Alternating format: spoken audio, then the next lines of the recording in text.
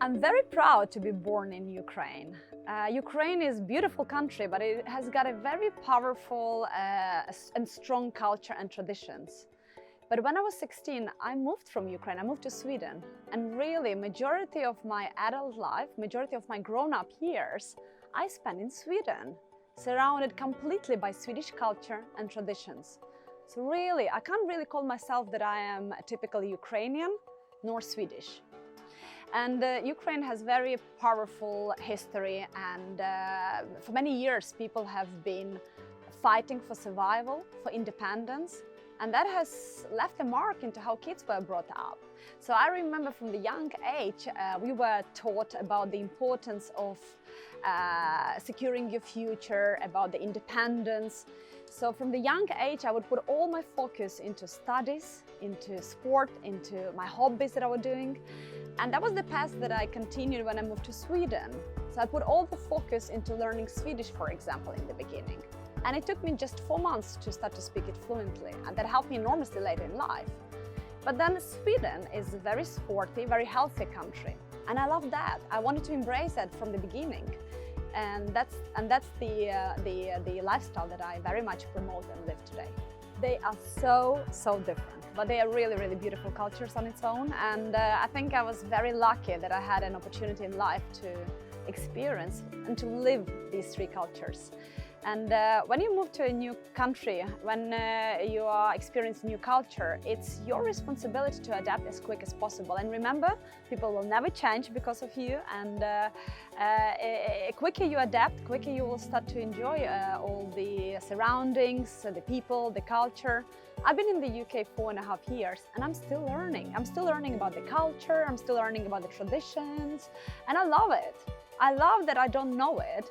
And you know, like every day when I am at work or if I'm here at home, I just love learning new things about the culture and traditions in the UK. It's great. Flexibility, I believe. It's great to be able to communicate to people in their own language, and also to be able to communicate in different corners of the world. When you learn a new language, it's not only learning a dictionary and grammar, but it's also very much about understanding the culture.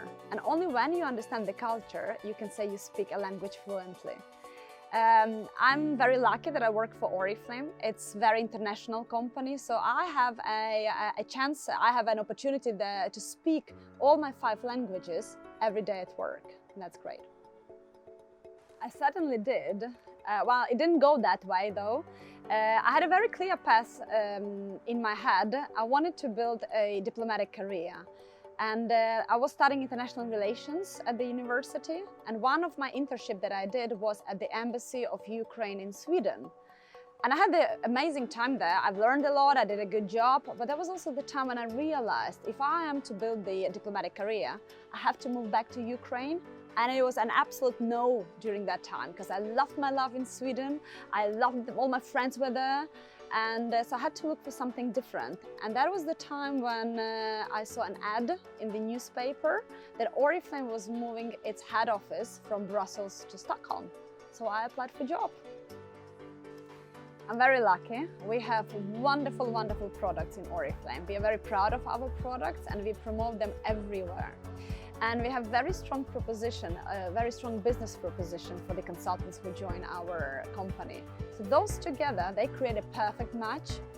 But most importantly, we have got very hardworking, loyal, and fantastic leaders out there. And with their help, we have created a strategy that we all believed in, we all worked with, that not only helped us to have a double-digit sales growth in the last 4 years, but we have seen some great success stories. And it's fantastic to see how Oriflame can help people to change their lives for better. Definitely both. I had a few roles in Oriflame where I worked mainly with strategy, but my current role very much requires strong entrepreneurial spirit.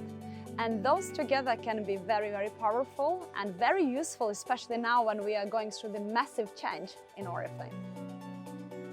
I'm much better today than I used to be a few years ago.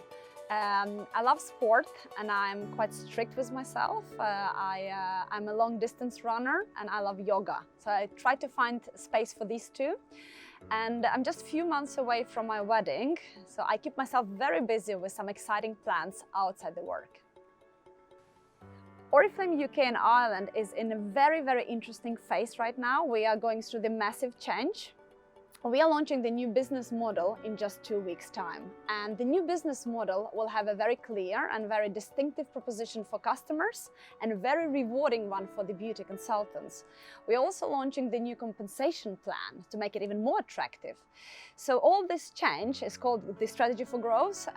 We have been working on for the last 2 years. So I'm super excited that it's finally here, and I know it's gonna make such a big difference. So for me, I am extremely privileged and proud to be able and to lead this change.